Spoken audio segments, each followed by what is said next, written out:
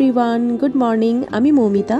আমার চ্যানেলের নতুন একটি ফ্রেশ ব্লগে তোমাদের সবাইকে অনেক স্বাগত জানাই। আশা করি তোমরা সবাই খুব ভালো আছো আর আমরাও খুব ভালো আছি। আজকের এই ব্লগে আমি তোমাদের সাথে আমার ডেইলি লাইফের কিছু ঝলক শেয়ার করব। আশা করি তোমাদের এই ব্লগটা দেখতে খুবই ভালো লাগবে, তো স্কিপ না করে পুরো ব্লগটা কন্টিনিউ দেখতে থাকো। তো সকালেই প্রথমে ঘুম থেকে উঠে আমার ইষ্ট দেবতাকে দর্শন করে তাকে প্রণাম করে আমার দিনটা শুরু হয়। আর আমার জানালার পর্দাটা সরালেই প্রথমেই দেখা হয় আমার এই তরতাজা সবুজ মানি প্ল্যান্টগুলোর সাথে। আর এদের দেখে আমার মনটাও ঠিক এইরকমই তরতাজা হয়ে যায়। আমার সোমকে যেমন আমি যত্নে ভালোবাসায় আগলে রাখি, আমি এদের সবাইকেও তেমনই যত্ন আর ভালোবাসায় আগলে রাখি। একদম সকালবেলায় নিজের জন্য একটু সময় বার করি, আর তারপরই ঘরের টুকটাক কাজকর্ম শেষ করে আমার যেটা ফার্স্ট কাজ থাকে সেটা হচ্ছে সোমকে স্কুলের জন্য রেডি করা।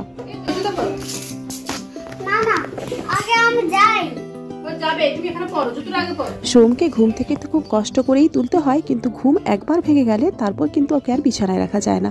আর এখন ও অস্থির হচ্ছে তার দাদার সাথে বাইকে করে স্কুলে যাবে।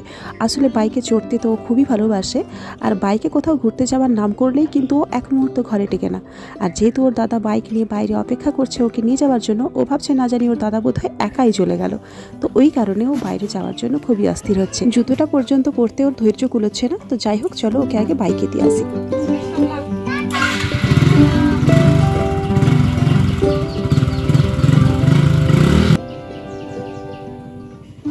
সকাল থেকে ঘুম থেকে ওঠার পর যে পরিমাণ তাড়াহুড়োটা থাকে সেটা একটু কমেছে। এবার একটু নিচে ফ্রেশ হয়ে নেব, তার জন্য বানিয়েছি একটু গরম গরম চা, ওটা খাবো। কিছু কাপড় রয়েছে কাচার জন্য, ওগুলো আগে কেচে নেব, আর তারপর স্নান কমপ্লিট করে ঠাকুরকে একটু ফুল জল দিয়ে নিজে কিছু একটু খেয়ে নেব, আর তারপর কিন্তু চাপাবো রান্না। আজ বেশ কিছু কাপড় ছিল, তার জন্য ওয়াশিং মেশিনটা চালালাম। আমি কিন্তু প্রতিদিন ওয়াশিং মেশিন ইউজ করি না, অ্যাকচুয়ালি ইউজ করার প্রয়োজন পড়ে না। যেদিন বেশি কাপড় থাকে আর কাজের চাপও বেশি থাকে সেদিনই ওয়াশিং মেশিনটা চালাই। প্রায়শই হাতে করেই কাপড়গুলো কেচে নিই, আর যেদিন ওয়াশিং মেশিন চালানোর প্রয়োজন থাকে সেদিন রাতে ঘুমোতে যাওয়ার সময় ওয়াশিং মেশিনটা চালিয়ে দিয়ে ঘুমোই, আর সকালবেলা যখন উঠে দেখি কাপড়গুলো কাঁচা হয়ে থাকে। আর যেহেতু বেশি কাপড় ছিল না তার জন্য কিন্তু সকালবেলাতেই কাচতে দিলাম, আর গিজারটাও অন করে দিয়েছি। কাপড় কাচতে দিয়ে আমি স্নানটাও সেরে নেব। ব্যাস, আমার স্নান করাও শেষ হয়ে গেছে, আর এখানে আমি ঠাকুর পুজোটাও করে নিয়েছি। আসলে প্রতিদিন স্নান করার শেষে ঠাকুর পুজোটা না করলে কেমন মনে যেন একটা শান্তি লাগে না। নিজের হাতে করে ঠাকুরকে পুজোটা দেওয়ার পরে মনে যেন একটা আলাদা শান্তিরই অনুভূতি হয়। আর তার জন্য খুব একটা বিশেষ অসুবিধে না থাকলে আমি কিন্তু প্রতিদিন ঠাকুর পুজো করে তারপরই খাওয়া দাওয়াটা করি। আজকের ওয়েদারটা কেমন যেন একটু মেঘলা মেঘলাও করেছে, 2-4 ঘন্টা বৃষ্টিও পড়ে গেছিল। আর এদিকে বাড়িতে অনেক রকমের সবজিও ছিল, ভাবলাম লাঞ্চে আজকে খিচুড়ি বানাবো। তার জন্য প্ল্যান করেছি আজকে যেহেতু নিরামিষ রান্না হবে, তো আজকে খিচুড়ি বানাবো, আর তার সাথে বানাবো বেগুন ভাজা আর পটল ভাজা। বাবা সবজি বাজারটা করে দিয়ে গেছিলেন, সবজিগুলো কিন্তু গোছানো হয়েছিল না, তার জন্য ভাবলাম সবজিগুলো আগে সুন্দর করে গুছিয়ে রাখি, তারপর আনাজটা কুটে নিয়ে লাঞ্চটা চাপাবো। আর এই খিচুড়ির কথা বলতে গিয়ে বলি, খিচুড়ি কিন্তু খুবই একটা হেলদি খাবার, কিন্তু সবাই এটা খেতে পছন্দ করে না। এই যেমন সোম বলো বা তার বাবা, এরা কিন্তু খিচুড়ি খেতে খুব একটা বেশি পছন্দ করে না। আমারও সেইভাবে যে খুব একটা প্রিয় তা নয়, কিন্তু এই বৃষ্টির ওয়েদার দেখলেই মনে হয় যেন একটু খিচুড়ি, কিছু ভাজাভুজি এইসব খেতে ইচ্ছে করে। শাশুড়ি মা, শ্বশুরমশাই এনারা অবশ্য খিচুড়ি খেতে পছন্দ করেন, আর সোমের বাবা যেহেতু বাড়িতে নেই সেই জন্য ভাবলাম বানিয়ে ফেলি। আর দেখো, বলতে বলতে আমার সব সবজিগুলো এখানে কাটা হয়ে গেছে, আর এখানে এই যে মশলাগুলো কুটে রেখেছি। ছোট হাঁড়িটাতে করেই খিচুড়িটা বানাবো, কারণ কি খাবার লোকের সংখ্যা কম, তার কারণে নিয়ে নিয়েছি 2 কাপ মতো চাল, তার সাথে নিয়েছি 1 কাপ মুগের ডাল আর 1 কাপ মসুর ডাল।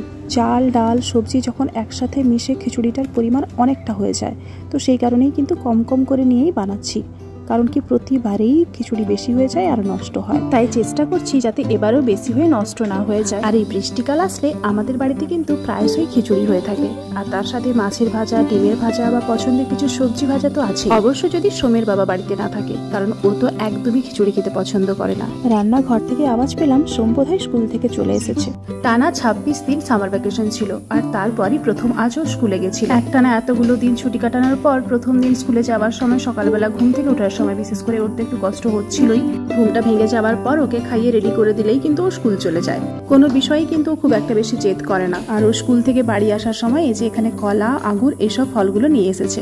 অ্যাকচুয়ালি প্রতিদিন কিন্তু বাবাই নিয়ে আসেন, আজকে যেহেতু ওকে স্কুলে আনতে গেছিলেন তো বাড়ি ফেরার সময় নিয়ে চলে এসেছে। আর সোম কি করে, ও যখন বাইরে থেকে বাড়িতে আসে তো ওই জুতোটা পরেই কিন্তু প্রায়শই বাড়ির মধ্যে ঢুকে যায়, আর আমি এটা খুবই অপছন্দ করি, যার জন্য একটু বারবারই বলতে থাকি যে বাবু বাইরে থেকে বাড়িতে ঢুকলে কিন্তু জুতোটা সবসময় বাইরে খুলে আসবে। আর সেই মতো কিন্তু কথাটা মনে রেখে আজকে জুতোটা খুলেই বাড়িতে ঢুকলো। ও না সব ধরনের ফল খেতে পছন্দ করে না, কিছু কিছু ওর পছন্দের ফল আছে, তার মধ্যে আঙুরও একটা। ও অ্যাকচুয়ালি বাড়িতে থাকলে ব্রেকফাস্ট করার পর 9:30 10টার দিকে আমি ওকে ফলটা খেতে দিই, কিন্তু যেদিন স্কুলে চলে যায় আস্তে আস্তে ওর প্রায় 11টা বেজে যায়। তাই সকালবেলায় ওকে পেট ভর্তি কিছু একটা খাবার খাইয়ে আমি ওকে স্কুলে পাঠাই, আর তারপর স্কুল থেকে ফিরলেই ওকে ফলটা দিই, আর তারপর স্নান করিয়ে একদম লাঞ্চ। সব থেকে বড় সমস্যা হলো ও সব ধরনের খাবার কিন্তু এখনো হাতে খায় না, তাই জন্য মনের মতো কিছু টিফিন বানিয়ে ওকে দেওয়া যায় না। চাইলে ফলটা দেওয়া যেত, কিন্তু টিফিনেও ফলটা আবার খেতে পছন্দ করে না। ওর পছন্দের খাবার হলো টিফিনে ওরিও বিস্কুট। যত যাই করে আমি ভ্যারাইটির খাবার দিই না কেন, ওর কিন্তু ওরিও বিস্কুটটাই ফেভারিট। আর বিশেষ করে খেতেও কম সময় লাগে, অন্যান্য খাবার খেতে একটু বেশি সময় লেগে যায়, তার টিফিনটা রিটার্নই বাড়িতে চলে আসে। তো এখানে দেখো তোমাদের সাথে কথা বলতে বলতে আমি খিচুড়িটা বসিয়ে দিয়েছি, হাঁড়ির মধ্যে চাল ডালটাও দেওয়া হয়ে গেছে, আর যে সবজিগুলো ভাজবো সেগুলো এখানে কেটে ধুয়ে রেখে নিয়েছি। মর্নিংয়ে যেহেতু সোমের স্কুল থাকে, তাই সকালবেলাটা নিজের জন্য খুবই কম সময় পাওয়া যায়, বেশিরভাগ সময়টা তো ওর জন্যই চলে যায়। তারপরে বাড়ির টুকটাক কাজও থাকে, অনেক সময় খাবারটাও ঠিকঠাক টাইমে খাওয়া যায় না, তাই আমি সবসময় প্রেফার করি বেশি করে জল খেয়ে রাখার জন্য।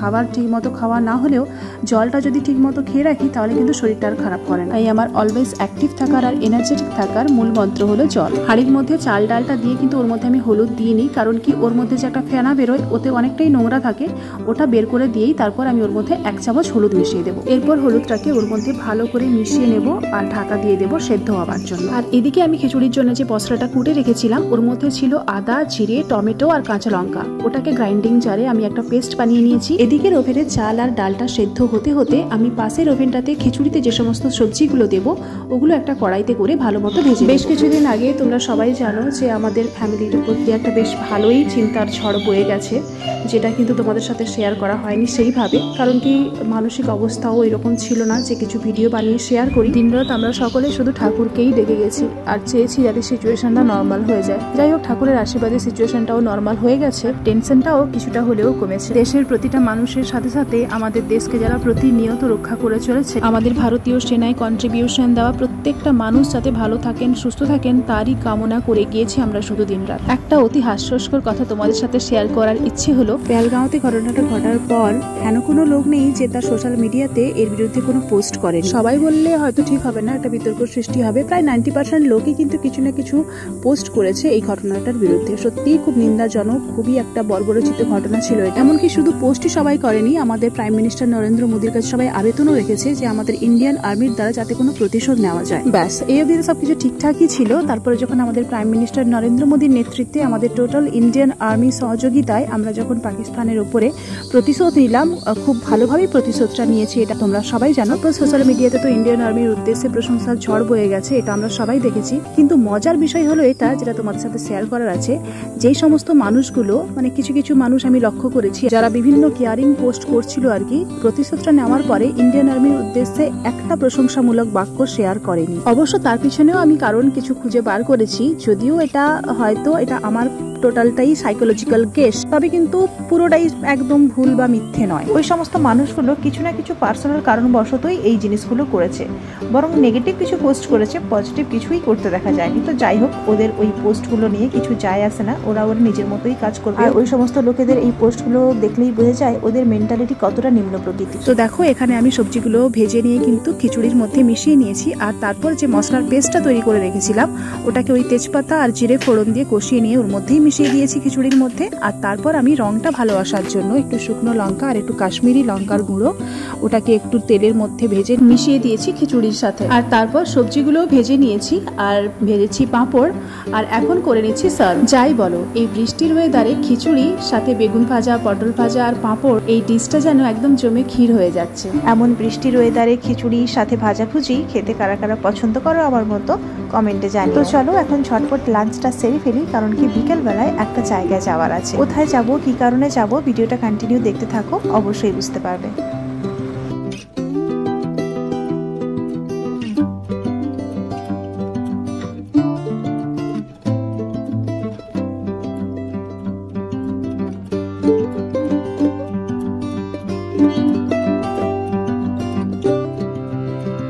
আশা করি বুঝতেই পারছো আমি এখন এসেছি একটা ফার্নিচারের দোকানে। আমাদের দাঁতনেই আমাদের বাড়ির কাছাকাছি একটা ফার্নিচার দোকান। নিশ্চয়ই ভাবছো যে হঠাৎ কেন ফার্নিচারের দোকানে আসলাম, তাও আবার একা একা। তোমরা যারা আমার ডেলি ব্লগ দেখো মোটামুটি তারা জানো, যদিও আমি ডেলি বেসিসে ব্লগ আপলোড করতে পারি না, টুকটাক শর্টসের মাধ্যমেও তোমাদেরকে জানিয়েছি যে আমাদের দোতলার কনস্ট্রাকশনের কাজ হচ্ছে। তো এই কনস্ট্রাকশনের কাজ মোটামুটি প্রায় শেষের দিকে। কাঠের যত রকমের কাজ রয়েছে আমাদের বাড়িতে কিন্তু কার্পেন্টার ডাকিয়ে কাজগুলো করিয়ে নেওয়া হচ্ছে, কিন্তু রুম সাজানোর জন্য অনেক রকমের ফার্নিচার প্রয়োজন। তার মধ্যে কিছু কিছু ফার্নিচার যেগুলো লাগবে আর কি, তোমাদের দাদাভাই আমাকে ফোন করে বলেছিল যে ওই কাছাকাছি যে সমস্ত দোকানগুলো আছে ওখানে গিয়ে পছন্দ করার জন্য আর ফটো তুলে ওকে পাঠানোর জন্য।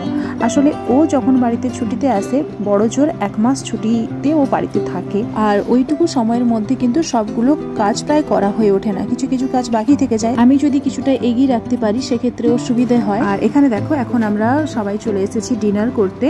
আর ডিনারে ছিল এই যে মিষ্টিটা তোমরা দেখতে পাচ্ছ, এটা আমাদের যে ধরম পিসেমশাই উনি নিয়ে এসেছিলেন, ওনার বাড়িতে তৈরি আর কি, রসমালাইয়ের মতো, খুবই টেস্টি হয়েছিল খেতে। আর বাড়িতে আমাদের হয়েছিল রুটি আর গাজর আলু পেঁপে সয়াবিন দিয়ে একটা তরকারি। আর আজকে স্পেশাল যেটা বাড়িতে বানানো হয়েছিল ওটা হচ্ছে কাঁঠালের ফুলুরি।